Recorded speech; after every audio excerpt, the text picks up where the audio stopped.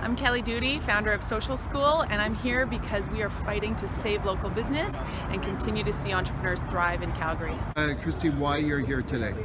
I'm here to promote small businesses and to ask council to hear all of us citizens whom these property tax bills are going to affect, and that they must pass the motion that they're voting on this morning so that small businesses are not forced to close their doors. Okay, tell me a little bit about your situation and what happened when you saw your bill. We have not seen ours yet. Our landlords don't share our bills with us, so we have no idea. All we know is that at some point this year we're going to get an email that says your property taxes have changed, and on the first of the following month we're removing this money from your bank account. So it's almost worth not knowing because we have no idea what to plan for.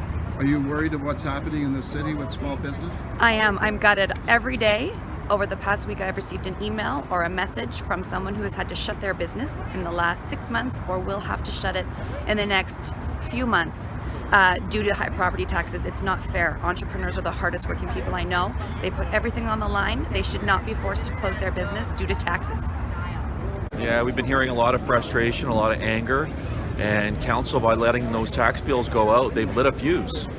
They've done this to themselves, and finally push has come to shove, and small business owners are pushing back. They're really disgusted with the way that small businesses in this city continue to be treated like a cash cow by the mayor and council, and it's got to stop.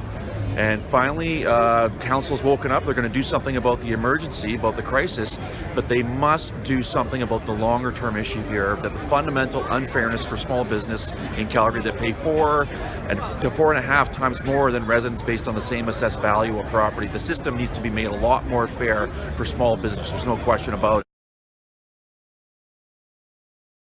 I'm here to support Calgary's business community. They're an important part of the community, and I feel they're under pressure, and I'm here to show my support for the people that I deal with every day in my commercial real estate practice. Now you deal with a lot of small business owners. What are you hearing and seeing out there these days? Well, we're hearing that Calgary has lost its competitiveness. Retailers are under pressure in a soft economy with rising costs such as property taxes. It's really affecting their bottom line and their competitiveness and being able to serve the citizens of the greater Calgary region. Tell me how bad this will be if it doesn't get fixed. It's going to impact small business directly, with businesses closing, stores and restaurants under pressure, laying off staff, trying to save costs. It's going to affect all of the citizens of Calgary, not just the business community. I'm here today to support the small business community. Being a commercial realtor, I'm a little frustrated with what's happening out there. I see a lot of lives being shattered due to the high taxes, both on the tenant side, having to absorb these huge taxes, and the landlord side having to reduce rents to compensate for the high taxes. So it's time that we all stood up, and I'm really happy that this is happening today. Well, we're here to rally support for small businesses and oppose property tax as it's been put forward. There is an emergency meeting here this morning, and City Council will vote on a motion being put forward to help alleviate the tax burden that small businesses are bearing currently.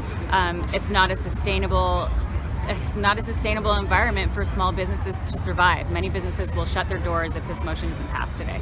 So something needs to be done, and it needs to be done now. Should Nenshi resign? Ooh, that's a hard question. I voted for him twice. What I can say to that is I'm unhappy. I've tried to contact him quite a few times to discuss the situation. No response. You know what?